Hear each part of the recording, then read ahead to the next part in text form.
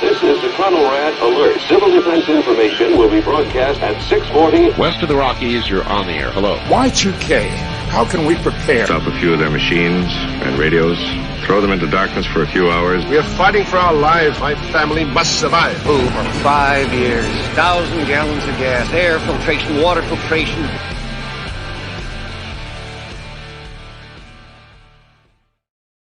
Coming at you from the frozen tundra that is East Central Alberta, Canada, streaming live on YouTube, Facebook, Twitter, Twitch, Rumble, and Odyssey. Welcome back to the workshop where we create community, find freedom, promote preparedness, and share success. I am Toolman Tim. Today is August the 27th, 2023, and this is episode 359 of Workshop Radio. How the hell is everyone out there? Great to see you so far this evening. In about 3 minutes, we're going to bring Survivor Jane on. I cannot wait. It's been just about 12 months, which means it's time for another prepper camp. So we're going to bring her on in a minute. Let's get the announcements out of the way. First off, before we do anything, it is August 27th, 2023, which means this is a very special day to me. This is the day 17 years ago that a beautiful lady named Rebecca decided to make me her husband for whatever reason. I don't know what she saw in me, but I'm down here interviewing. She is that supportive of an incredible wife that I'm down here on our anniversary having a wonderful chat. And then later on this evening, we'll spend some time together. So I love you, babe. I had to shout you out tonight. You are the top announcement of the evening because I love you so much. Beyond that, Sunday evening, Farmers Kind of Life is our sponsor. Good friend of mine, Amy Dingman. She just launched a new group on Facebook called the Lifesteaders, and go check that out. Anything Amy does is incredible. She tends to inspire. She has that way. She has that sugar-coated voice that she can kick you in the butt, give you the truth you need to hear, and smile while you're doing it. And finally, guys, how could I not talk about Prepper Camp tonight? But tickets are only available for 14 more days. Go to preppercamp.com if you want to get them. I'm going to be there, and a whole host of incredible speakers, incredible presenters, incredible people in the preparedness, homesteading, and survival field. So if you are within a day's drive, or like me, a 4-day drive from Saluda, North Carolina, I think you should be there. Anyway, enough of that. Let's bring on our guest of the evening. Give me 1 minute here. Hey, Survivor Jane, how are you? Hey, good evening and congratulations. That's your marriage, your anniversary. Thank you very much. It's good to have you. It was September 9th last year that we had you on. So it's been, wow. Might as well call it 12 months. And we are getting down to the crunch of Prepper Camp. So we'll talk about that in a bit, of course. Tell us, okay, because we have grown immensely in the last 12 months. Tell us who Survivor Jane is. Where did you grow up? Maybe your first job. I always love hearing about first jobs. Well, you know what? If you remember or not, but my first job was daycare, and it was right in high school. That's just what you did. I mean, that was during the days, Tim, where they had the electives like home ec, and they had shop, and they had I don't know, all these other things that were mandatory that you had to take. And as part of my curriculum, I worked at a daycare. So that was the first one. It's not glamorous, but you sure do learn a lot. That's cool. And so where did you grow up, Jane? Orlando, Florida. I'm a Florida girl through and through. And so I was used to green and brown and green seasons. It wasn't anything. It was either green or it was either brown. So moving to the Western North Carolina area, I just love being able to experience what I didn't know. It was foreign to me as far as seasons go. Snow and fall and spring. And I mean, you get to see the things that you used to just looking on a calendar and seeing the beautiful pictures. Well, I get to live it now, and I would not go back for anything.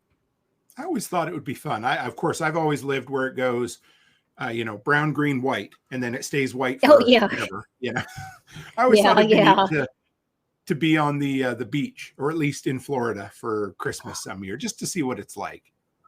You know what? You just do it, and it's like anything is a novelty. As far as it's beautiful, and you think that people are nice, and you think this, but once you start the continual digging sand out of your fanny because you've been sitting on the beach and it's getting all in your clothes, and the salt and drying your skin up, and you're hot and you're irritable, and the mosquitoes, and then you just go on and on and on. You know what? Every place has its flaws, and there's no place like home, and this is home. So how did you went from Florida to being married with Survivor Rick in the mountains of North Carolina. What happened in that time for you guys to meet? And then, because anyway, you tell the story. You tell it way better than I can. Well, I will tell you the story. I was a girly girl. I was working in the corporate world. My concern and my focus was, when was Macy's going to have another sale on shoes and handbags? Where I love garage selling. I love anything that said consumer. I was all about it. That's just my focus. Now, Rick, on the other hand, he was a more responsible. He had all the hurricane preps and he had all that stuff. So to me, that was his deal. He was in the Boy Scouts and, did manly stuff. So, I didn't even focus on that until it came to 2008. And I watched my 401k slide $7,000 a month. And I got nervous because I thought this was money that I was going to retire on so I can buy more purses and I can buy more shoes and I can do the things I wanted to. And it just started picking up steam and rolling and rolling and rolling faster. And it was like a faucet. You couldn't stop it. And at the same time, the housing market was crashing, and our house that was in a beautiful gated community all of a sudden became a home where people were renting their homes out next door, and there were cars everywhere. There were multiple families living under one household, and yet there was strict rules, but they totally lost control. So the crime started just going up and up and up. But Tim, the straw, and there's always that straw that breaks the camel's back, was I was carjacked at work. I was coming to, I parked in a 6-story parking garage, and I got in the car. Somebody had left a little card on my window, and I thought, I don't want people around my car. And I had, those spidey senses that they talk about. Well, I had that spidey sense, and I got in the car and I locked my car really, really fast. I looked behind in the back seat, and I looked in the passenger side, and I was just like this. I've never felt it before, but it was just extreme feeling of danger or something.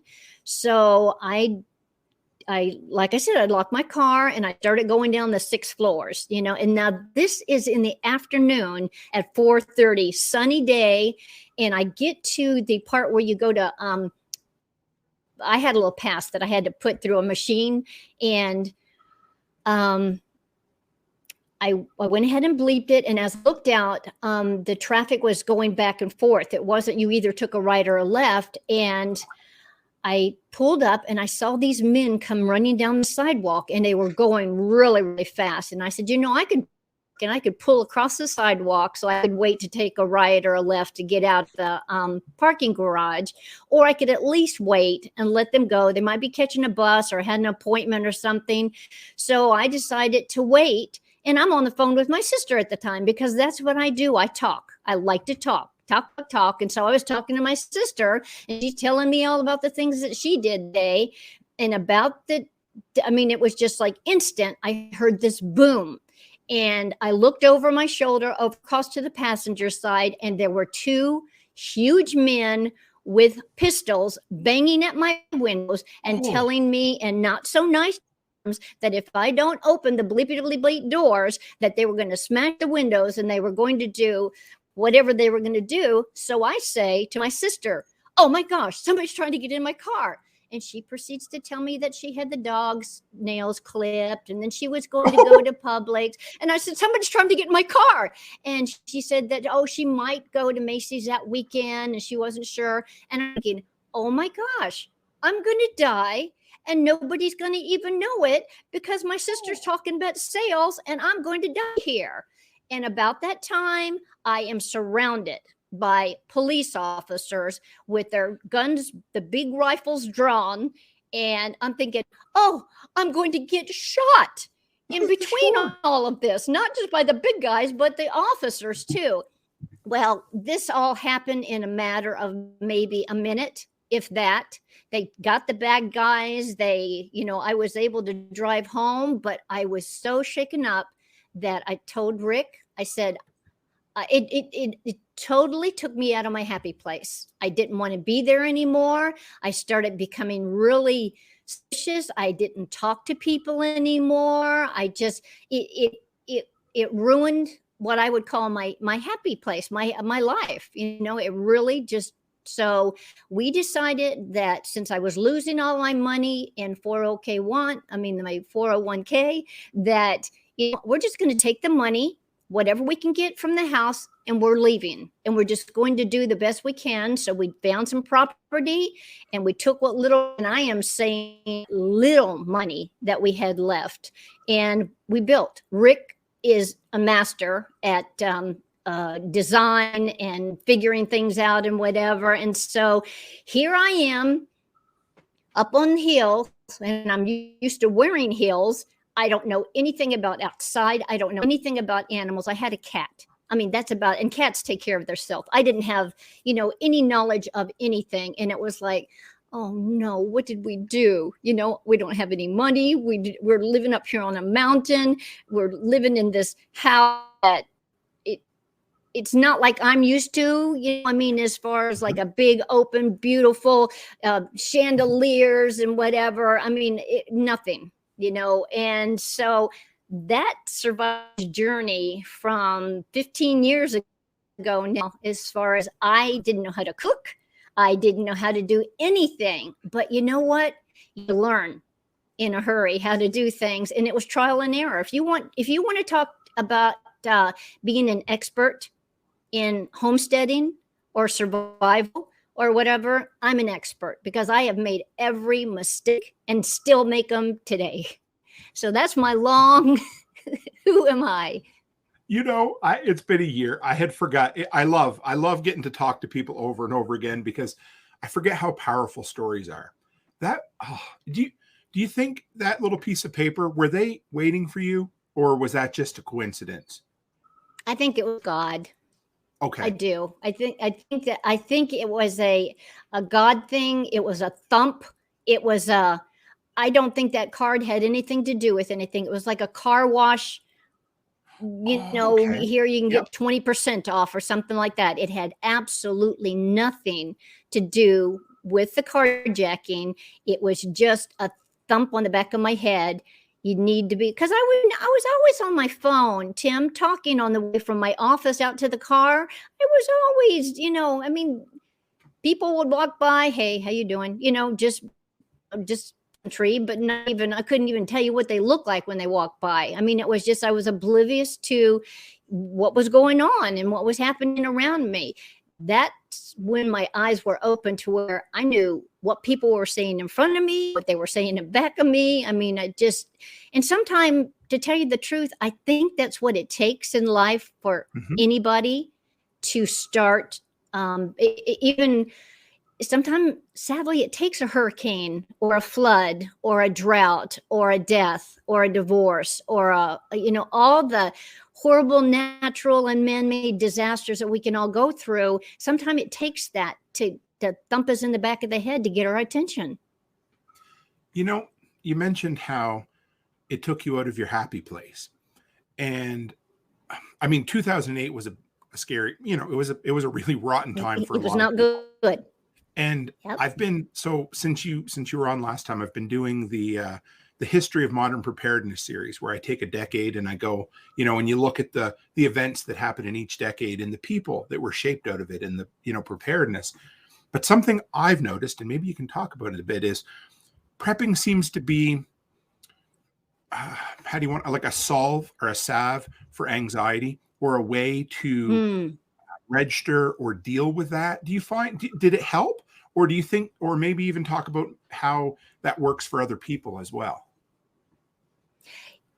Do you mean by having things, it gives you more comfort that you're prepared? Is that what? Control, because a lot of times, like you said, your eyes, you would just walk around busy or in a cloud or not paying attention. And and then there's that snap moment where you realize, oh, darn, I'm not prepared. Or all of a sudden the world is kind of scary and crazy. So it seems like whenever we have that moment, whatever that moment happens to be for you, it seems like that's when we first start trying to take control of our life again. That's Does true. that And sense? it Is that what happened with it you? honestly is all about control. Absolutely. Absolutely. But I will say that I am a firm believer that nobody has got it. Nobody is prepared for anything. You can prepare as best you can for things, but it goes so far more than just stuff.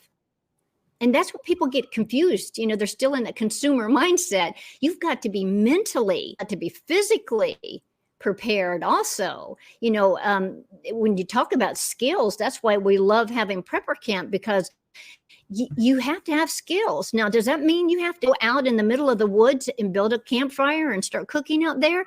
No. But the reason that you do that is because it could be that it's so doggone hot because you don't have power that you might want to go out in the middle of the woods where it's a little cooler so that you can cook. And you need to know how to cook out there, because you're not going to be able to drag your electric range out there into the woods. You're going to have to learn how to do it with whatever you have. So you mentioned how you're an expert because you've made some. I'm gonna infer that what you meant was you made a lot of mistakes along the way, like lots of us. Tons.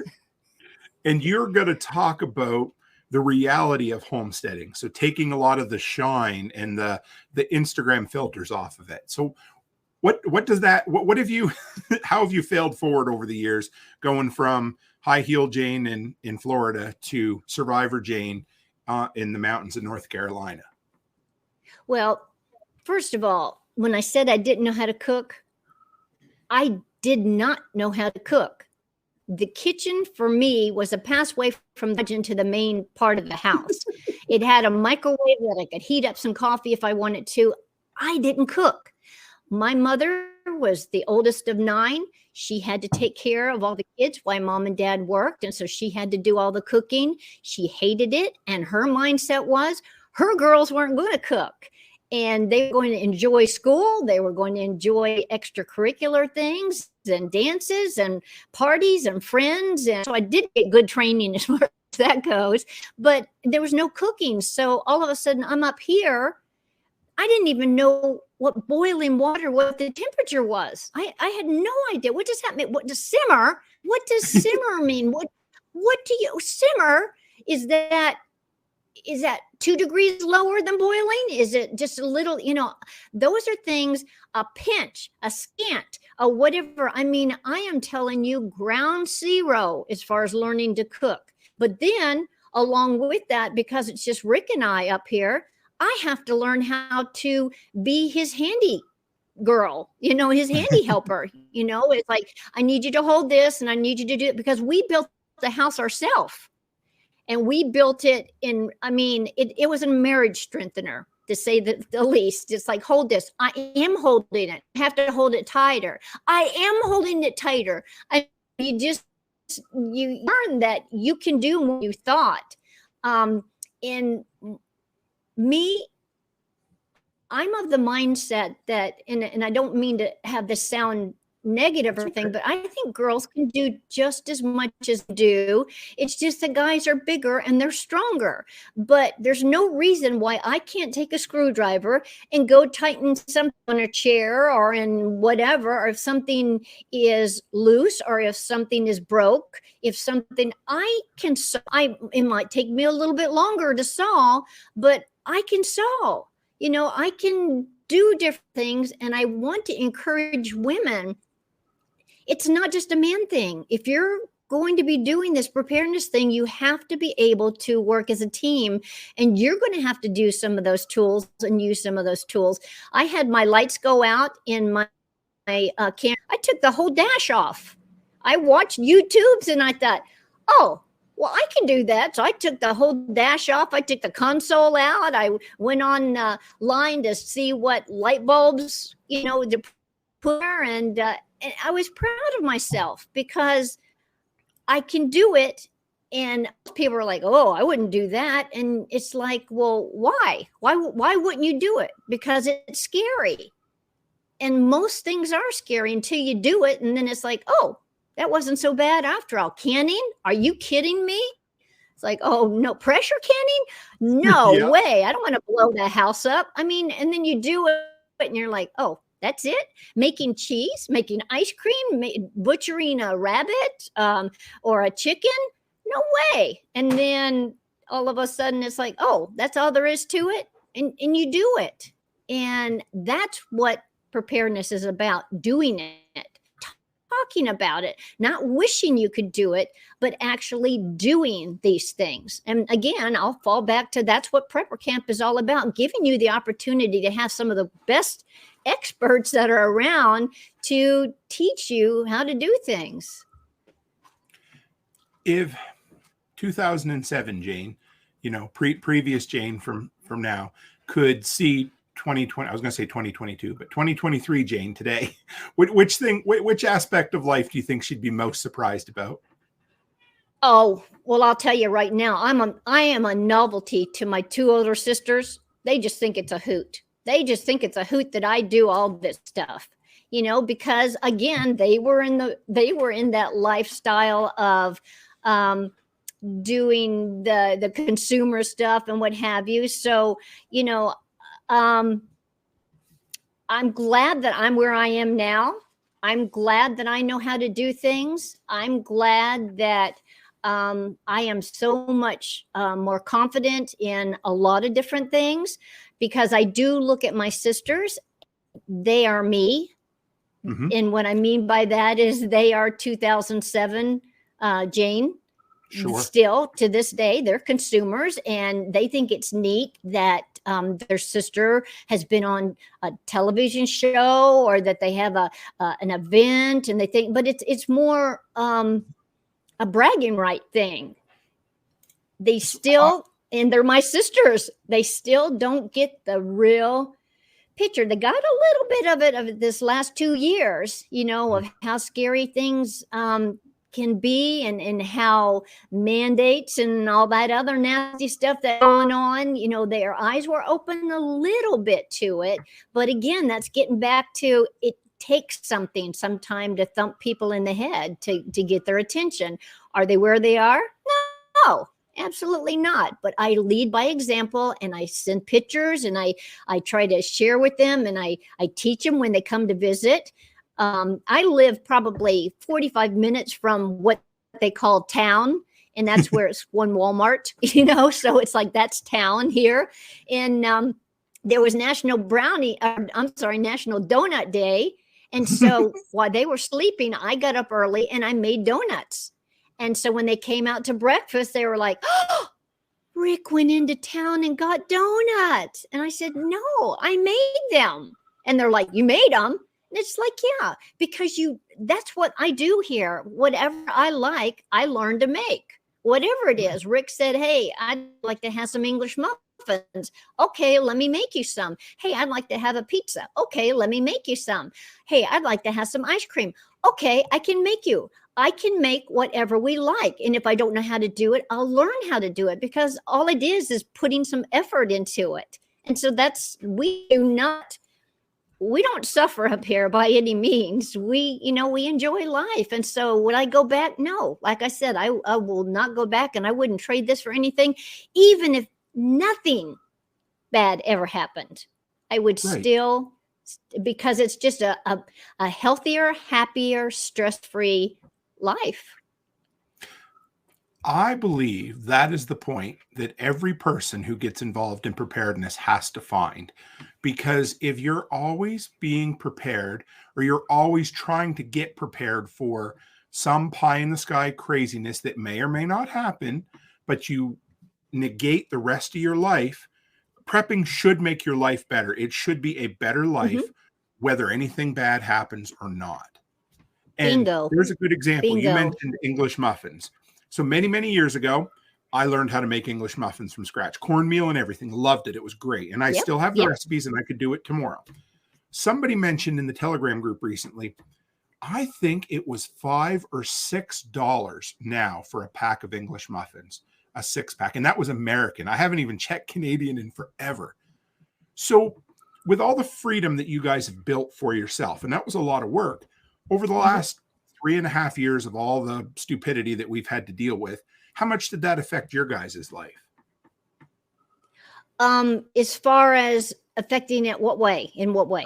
Just day to day, like price increases, or needing to deal with mask mandates, or having to deal with, obviously you didn't have an employer who said, hey, if you don't take the jab, you're going to be fired, right?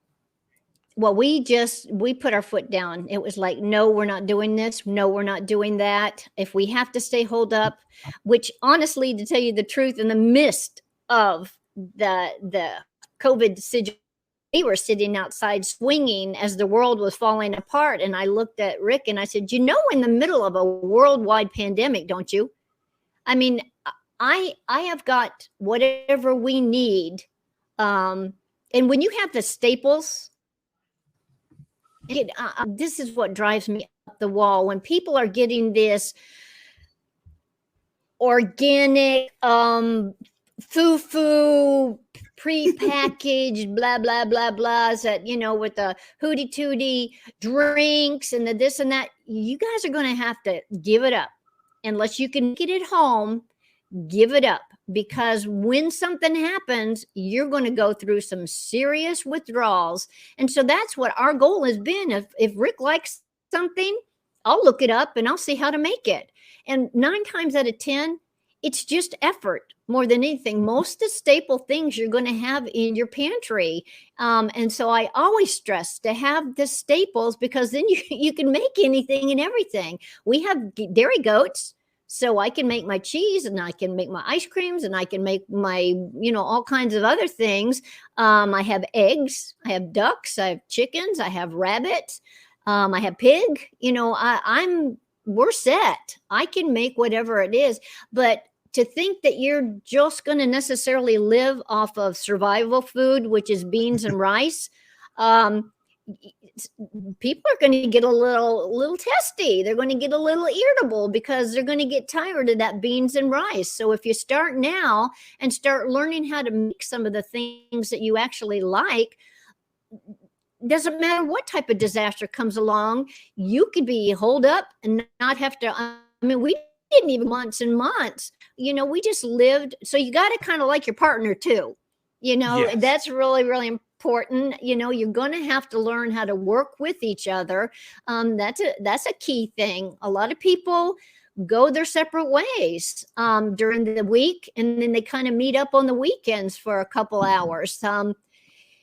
Not used to working with each other. That's another thing that Rick and I had to learn to do, because he had his corporate job and I had mine, and we did fun things on the weekend that had nothing to do with working together. It was enjoying each other and going and being entertained by outside events.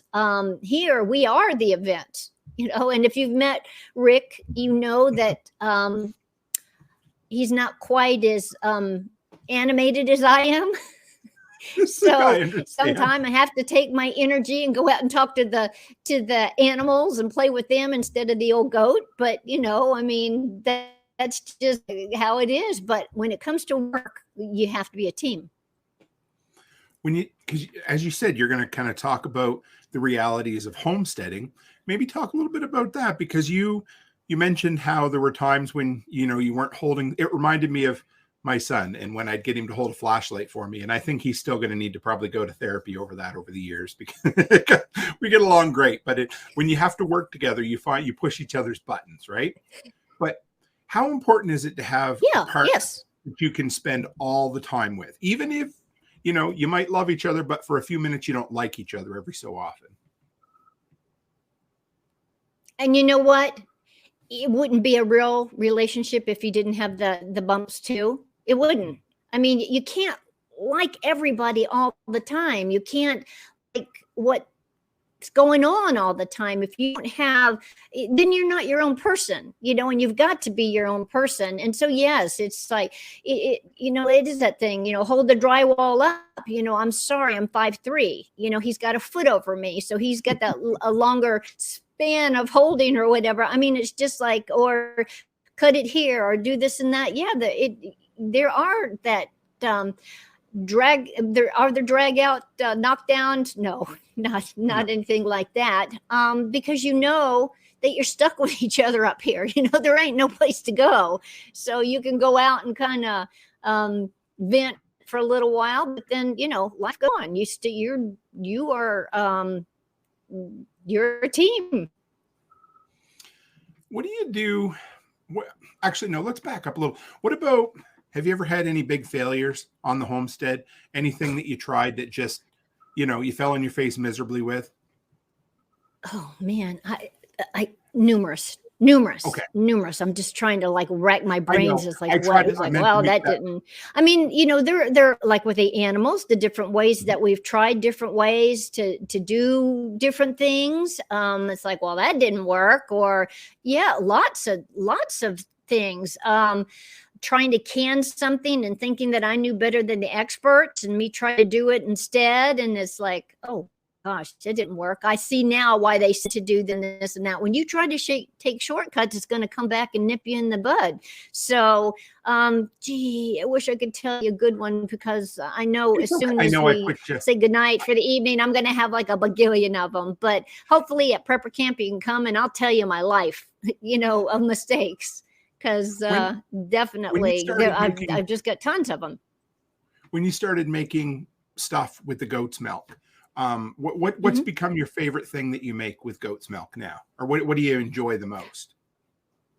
Well, I move the cheese is what we call, move the milk. I just try to put it in as many things as I can. And so it would have to be ice cream and mozzarella cheese. Rick just likes his mozzarella cheese on many different things. And so I make at least a pound of mozzarella every week for him. And then I don't make as much ice cream, or it definitely would show up on us. So that's more, we make it as a treat. In the summertime, I'll make it more because it's hot. And but he likes his cheesecakes too. It's so many different things that you can make. Have you, how's this year gone? Have you, I don't know about you, each year I try to learn something new, or at least, I don't know, expand on some skills. Or has there been anything this year that you've learned new or improved, or anything along those lines? Well, we have our rabbits in a colony, and we're learning that we actually bring all of our animals in at night. And so we have what's called a bunny barn, but when they go out, we actually have them totally closed in, even over the top, and they dig to China. Where they're going, I have no idea. So, those are little things. It's like when Rick built the outside part, it was gorgeous. This big lush green grass, and it was just it was an Instagram picture is what it was.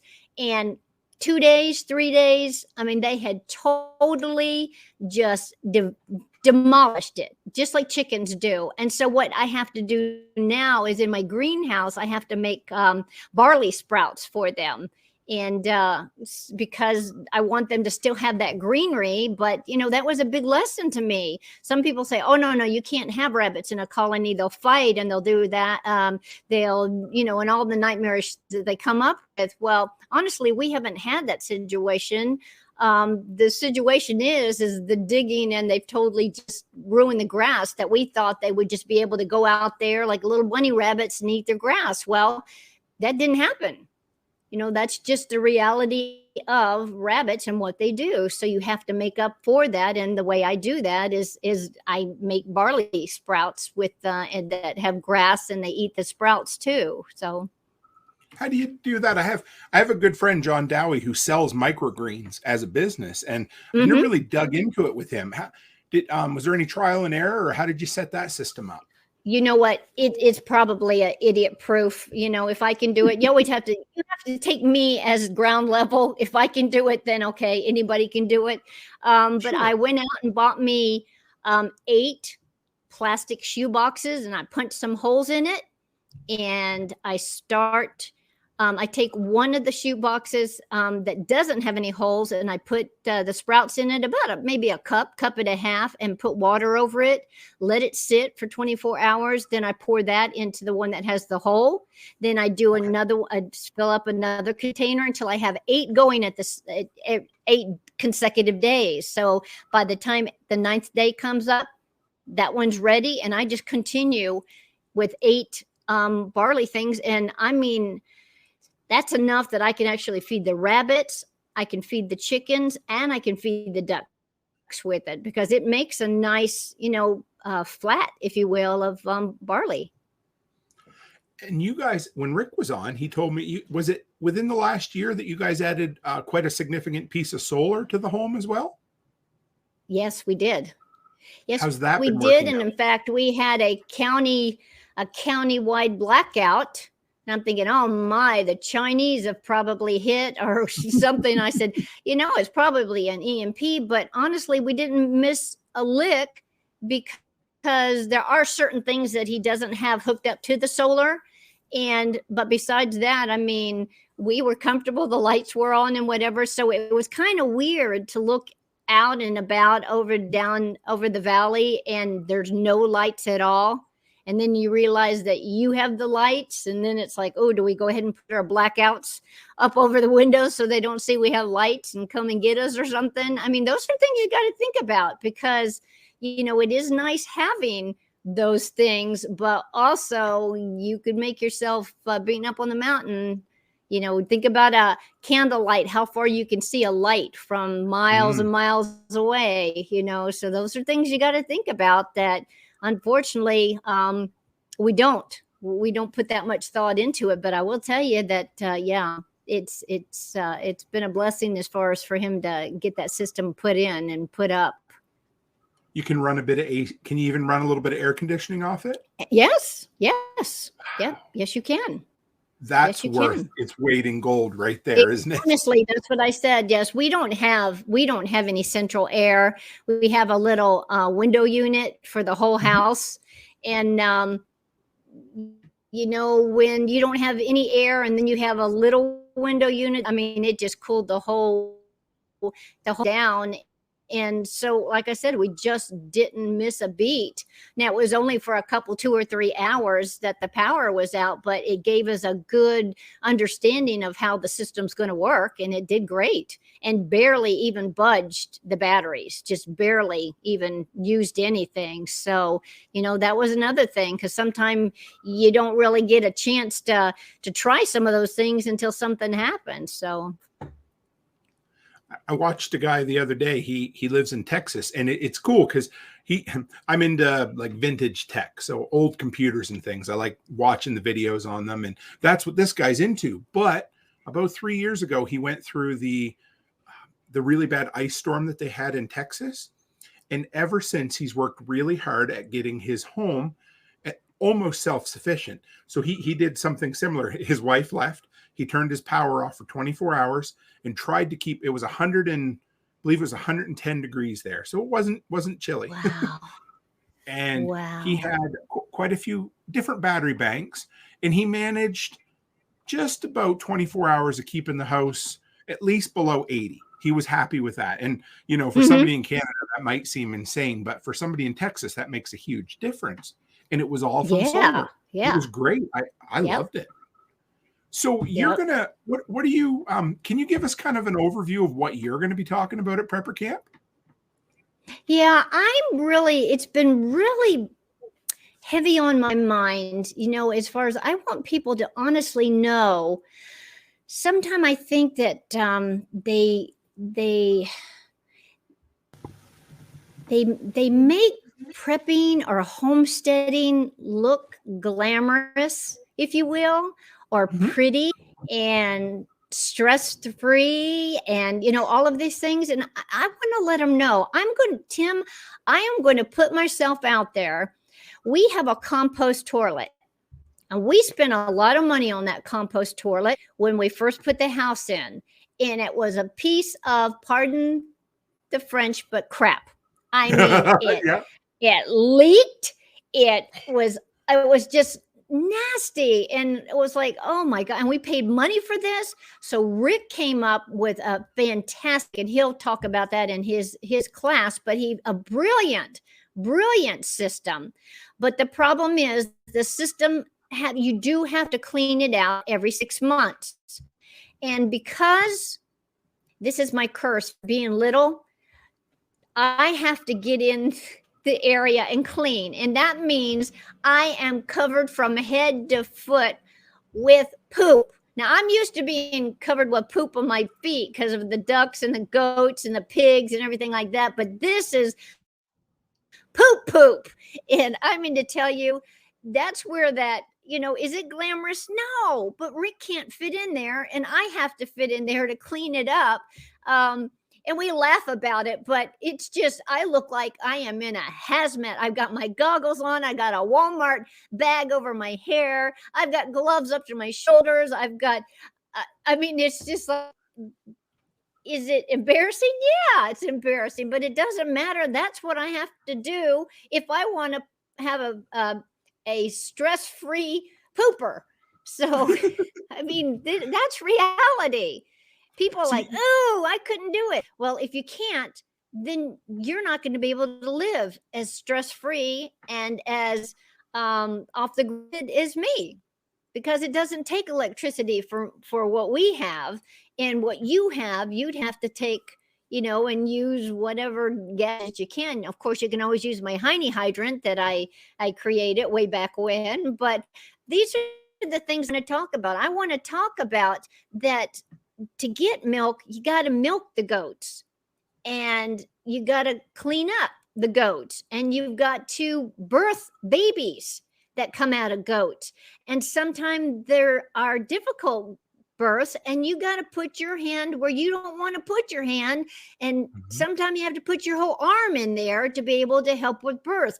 I want to share that you got to do things that you might not think, or you're not thinking about. You're just thinking about the beautiful green lawns and the white picket fences and the nice horses out there. You're not thinking about reality and what it takes to actually live stress-free on a homestead. How's that? You don't see people very often with their, shoulder deep in a goat on Instagram.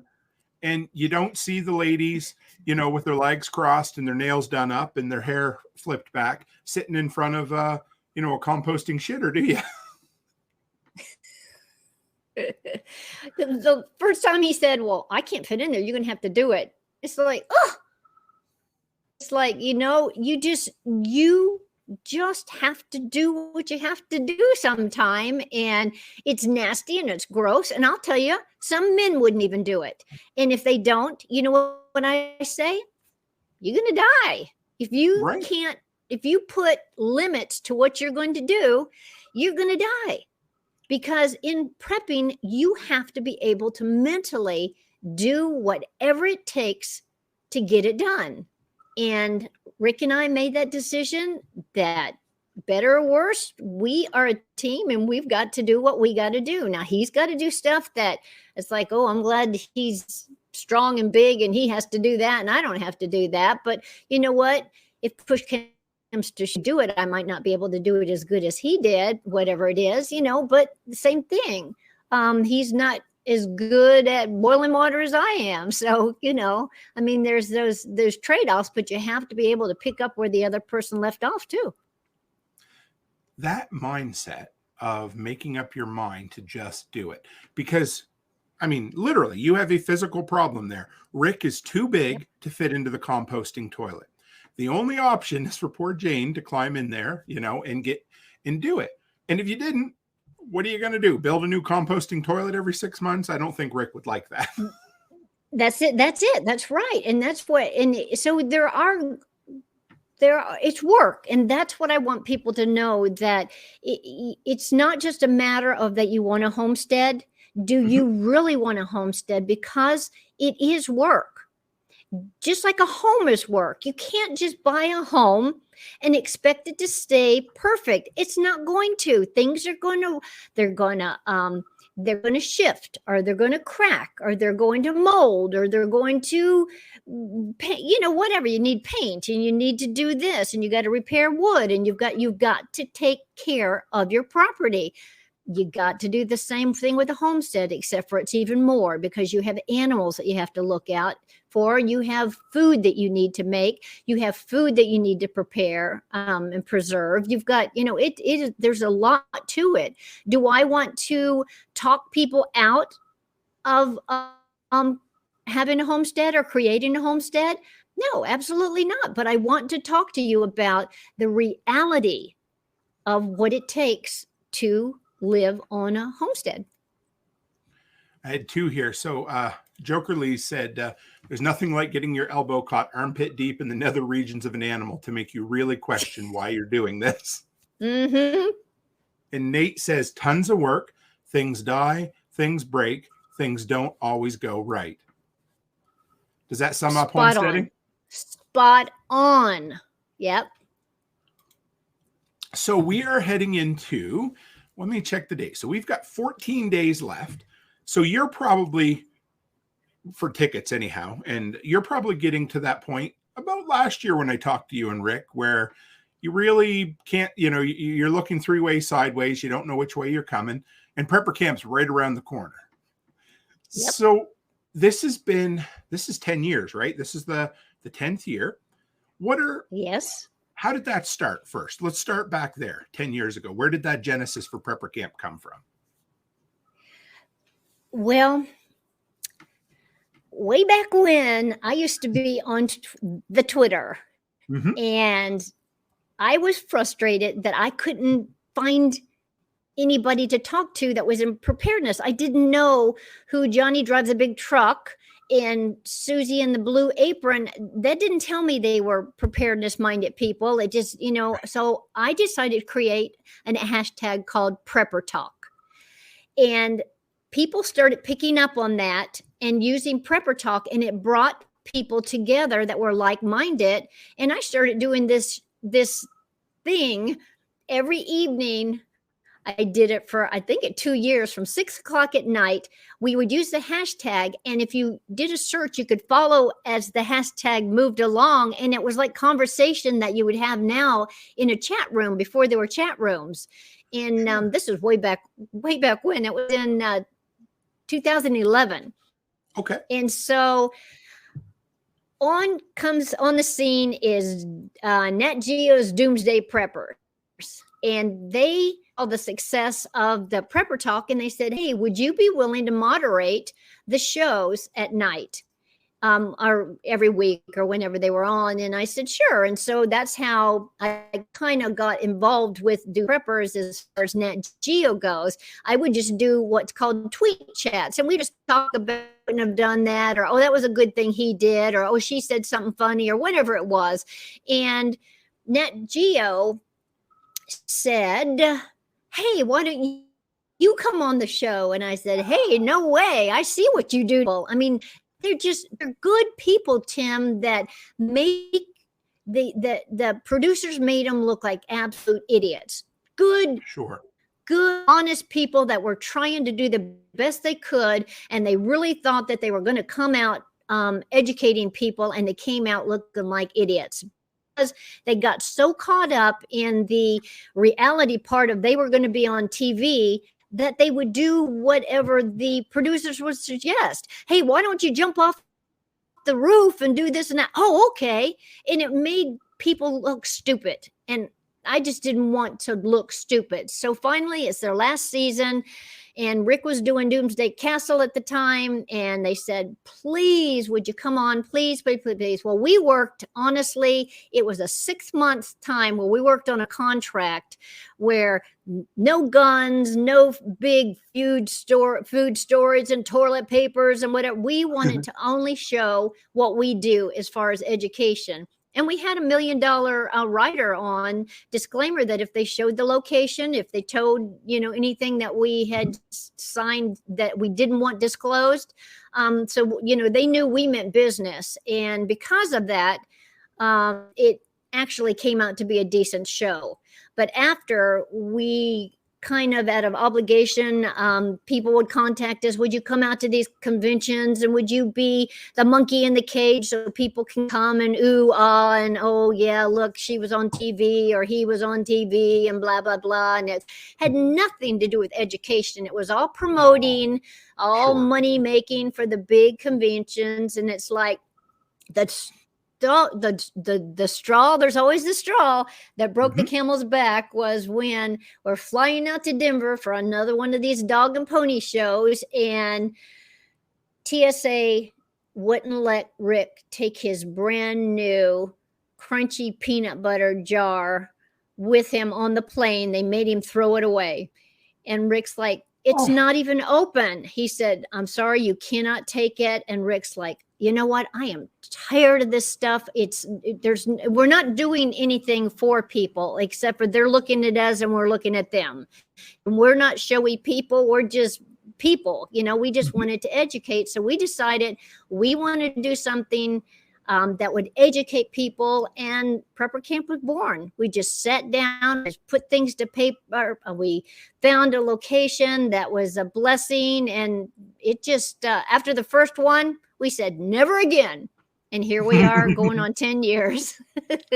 Do you say, is there a little bit of that sentiment every year following Prepper Camp?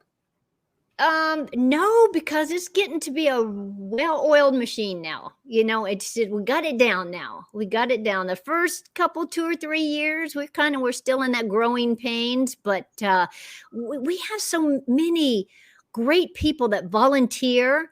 It takes a village to put this together, and it's all volunteer. People just come out, they'll come in early. They'll say, hey, we'll be there on Thursday if you need us to help put tents up or help the vendors or whatever. I mean, it's just, and you can attest to this, there's no strangers at Prepper Camp. None. I mean, everybody just helps everybody. I mean, there was one year we had a horrible storm and somebody lost their awning of their RV, and somebody else came out and helped them put it back up. And just, I mean, it's those type of things, it just people helping people. And it's kind of like a little slice of happiness for about 3 or 4 days for everybody, until you got to go back into the reality of, the hustle and the bustle. But it's just a nice thing. So I will have to say, thankfully, is it work? Oh, absolutely. I mean, from the time it's over, we're already cleaning equipment and restocking things and writing what worked, what didn't work, who's going to be invited back and who maybe not be invited back. I mean, there's a lot that goes on to it. And then we start again November, the ticket sales, and then we move forward until September, and then it goes again. We don't even have time to think about not wanting to do it. It's just we just know what needs to be done and we just do it. Are there any certain fond memories of the last 10 years that stick out? Any highlights or anything? I know that's tough to put you on the spot, but if there was anything that you remember really there's fondly? One. It's burned into my mind. One year, I will talk to anybody, and there's a kind of area that goes up to the offices of the campground. And I was going to take a shortcut, and I was just going to walk up the hills when they actually have a stair way that's actually built into the hill so you can walk up it. And I was starting to walk up the hill, and I saw this older man, very obese, and he was walking up the stairs. And I said, you know what? I'm going to walk up the stairs with him. So I walked up to him and I said, "Hey, you want to race?" And he said, "Oh, honey, my racing days are over." And I said, "Well, how you doing?" And he said, "I am having the best time of my life." He goes, "This is just great. I am just enjoying it." And it probably took, honestly, it might have taken 5 or 10 minutes to go up those stairs.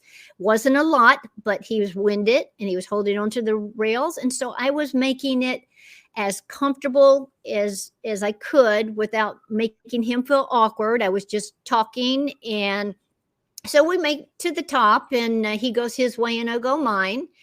And the following year, a lady comes up to me, or no, I'm called to the front area where the admission people come, where people come in for admission. I'm called up and they said that somebody wants to see me. So I go to the tent and there's a lady there and she's got all of these people with her. I'm thinking, oh dear, what happened? She didn't find her ticket, or, there's always somebody's got an issue. And so I was just prepared for that. And she said, "I just want to tell you that me and my whole family is here." And I said, "That is just so neat."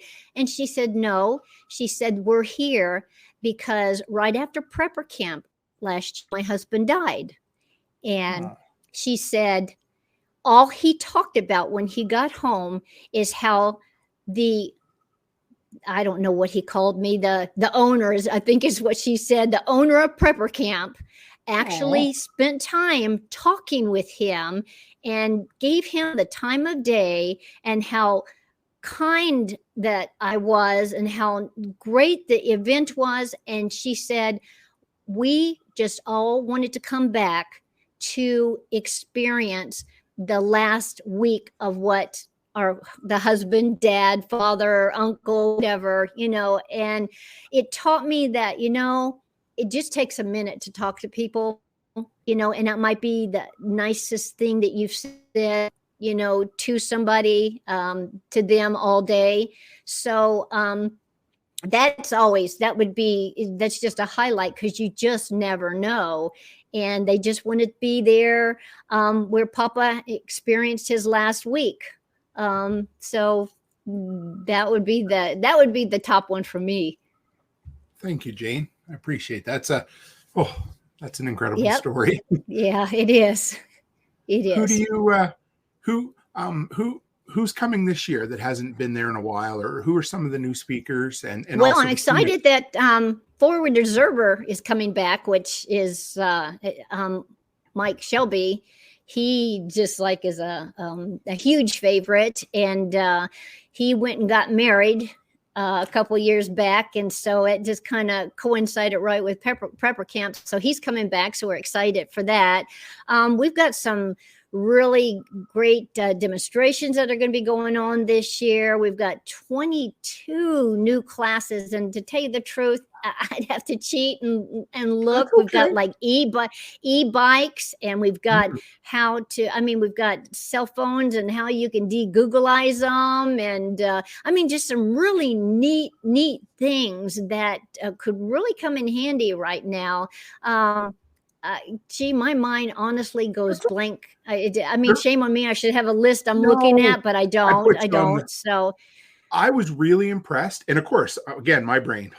Anyway, there's a gentleman speaking about artificial intelligence this year as well, which I think is awesome. I love that it's not just the hard skills that get taught at prepper camp. Yep. Honestly, we have got from you want rewilding, and that's what you do in the homestead. You rewild a lot. I can use something that was meant for something completely different to use it to fix something, but you can rewild as far as food, and out getting, like Richard Cleveland and the herbs and what have you, that he will take the nature walks. But we also have natural remedies. We have canning.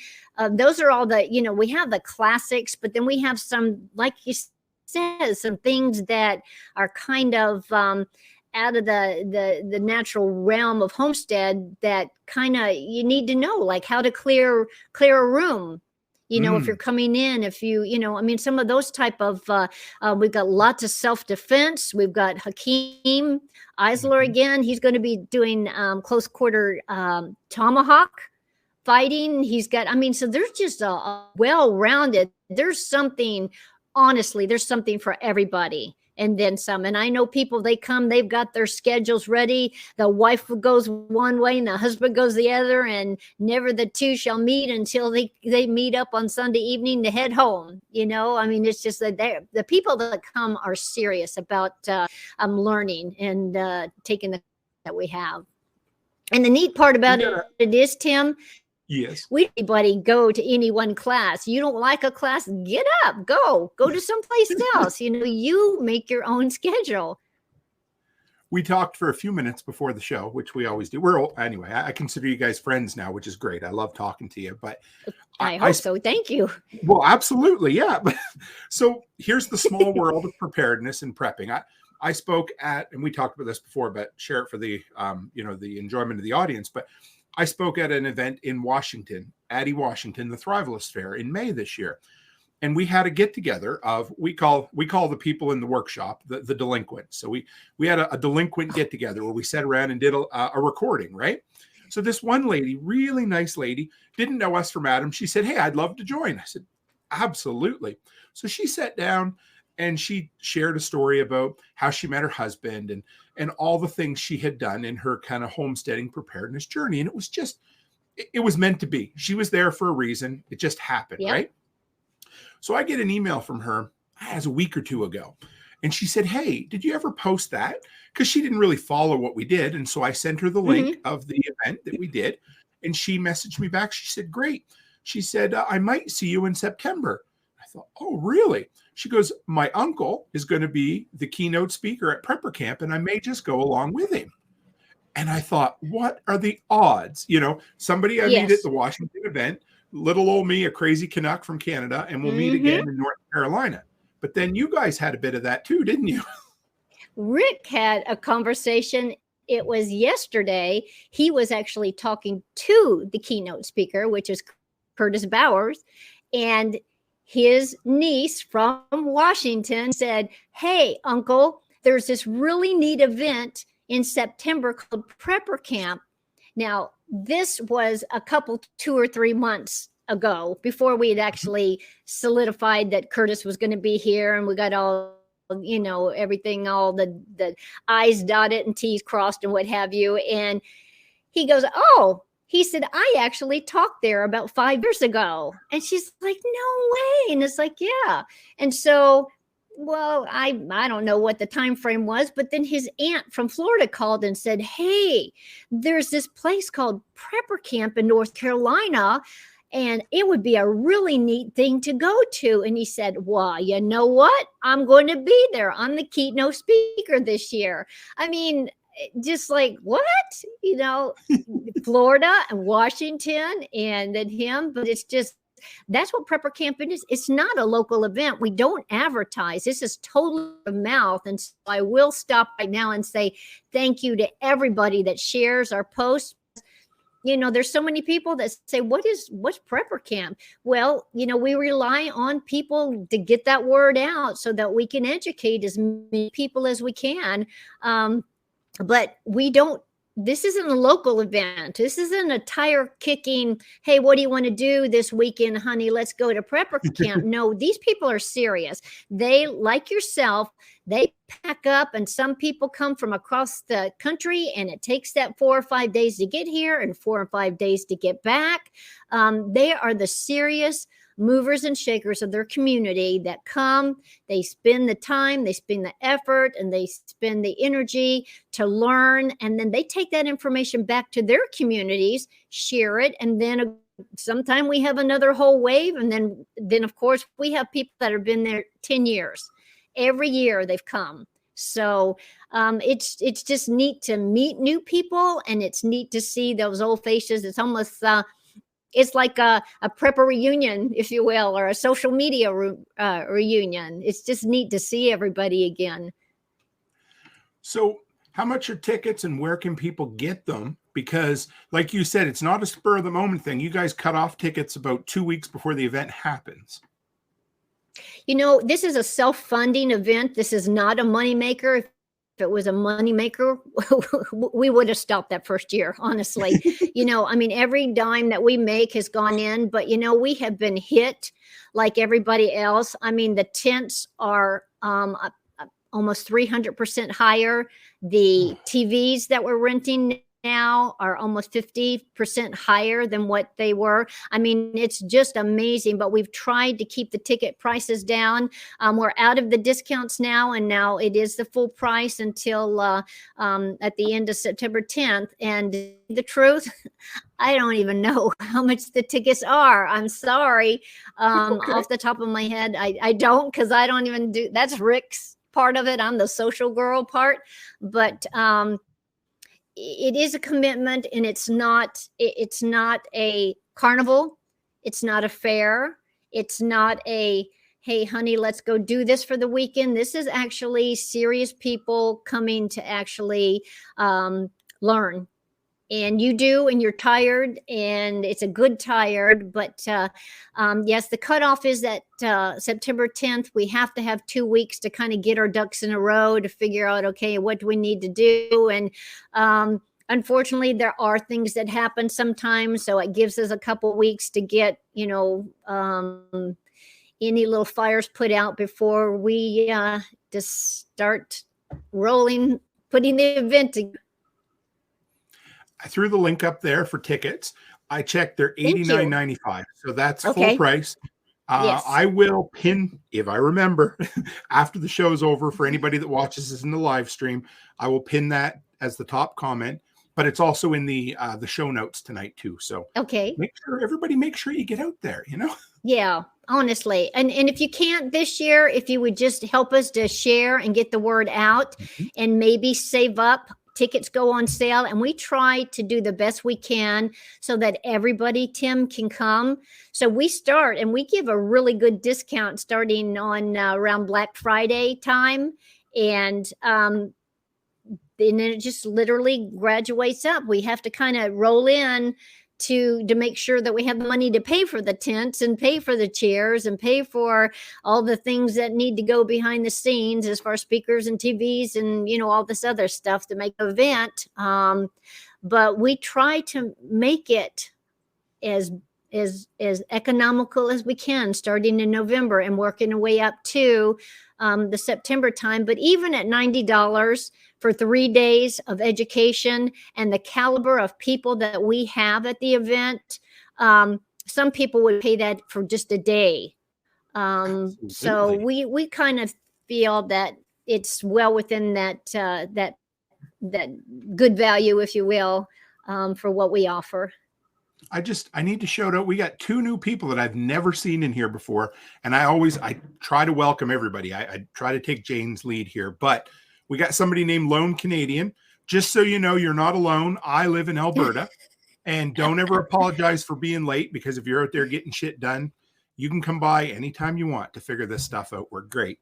And then Blue Rat. I don't know who you are either, but greetings. Also from YouTube. So I love seeing new faces, Jane. I get excited. Yeah. It's awesome. Yep. Sorry you guys showed up right at the end of the show, but how do they find you, Jane? Where beyond Prepper Camp, you do some stuff too, don't you? I am everywhere, and it's easy enough to say Survivor Jane. I'm on Twitter, and I'm on Instagram, and I'm on YouTube, and I'm everywhere. I'm always, you have a question, you want to know something. That's what I'm here for. I'm not a look at me type of person. I am an educator, and if you want to know something, you can just reach out through any of the social medias. Be more than happy to private message you or email you or whatever and talk homestead preparedness, whatever. Some things that have worked and some haven't, whatever. Again, we're not showy and we are approachable. And so please, if you're at Prepper Camp, come up and say hi. Say, I'll talk to you. I'll give you a hug. I just, that's me. And that's the type that we are. And I love it because I'm a hugger too. And as soon as I met you, I'm like, Yeah. okay to give you a hug. And before I even said it, you give me a great big hug. So Absolutely. I just dive in. I'm just that's how we got to be, right? I know that in this day and age, it's a little different, but you know what? Say, I'm giving you a hug. You know, That's if right. we get a little weird, then it's like, okay, you know, that's off. fine. So, well, thank you, Jane. Our hour blew by just like it always does. And I've said it, you know, it's awful. We talked last year when you were on the show, and I said, we'll have to have you back again in about 6 months. And here we are 12 months later with you back. So you know what? I'll take it. I enjoy it. And when I heard that you might be interested in maybe me coming on, you know, I'd love to be able to come on and talk some tools sometime. You know, I'd like to talk projects. I'd like to talk about, you know, whatever. Girls can do this stuff too. And ladies, you need to start learning how to do it. So if I'm an example that way, I would love if there's a topic that you want to talk about sometime, I'm here. Or if you just until September next year, I'll be there too. We'll have you back, hopefully sooner. I need to start doing 2 interviews a week because there's so many incredible people that I love to talk to that, you know how it is. It is what it is. I do. And you've had some amazing people. It's just kind of like, wow, you know, you're doing awesome. You know, I feel privileged that you have even taken the time to talk and chat with me a little bit. And there's just so much more than an hour could ever, you know, fill. But I thank you so much. We always enjoy your company. Thank you, Jane. If you want to hang in the back for just a second, I'll close up the show and I'll be right back out with you here. Okay. Guys, I hope you enjoyed that episode. I hope it comes through. Rick and Jane are incredible people whom I consider friends. And, you know, you can meet people online. And I interviewed both of them last year on the internet, you know, through live stream, like you guys got to see before we got to meet each other. And we had a connection, but you don't know until you meet people because we all know this. She talked about it. You can put on the Instagram filter online and pretend very, very well. But the rubber meets the road when you meet people in real life. And when I did, they're the real deal, guys. And I don't mean that in a celebrity sense or anything else. They're just exactly who they tell you they are when you meet them. And they're great people. And I'm telling you, if you are within a day's drive of Saluda, North Carolina, and you can afford it and you have the means and it doesn't set you back to do it, grab a ticket and come by because there is absolute power in meeting in person. My wife and I went to our very first in-person meetup 18 months ago. That's all it was. And it changed our lives. So if you can do it, do it. If you can't, share it, and we'll see you next year. So guys, with that, as always, stay happy, stay healthy, and have a great week.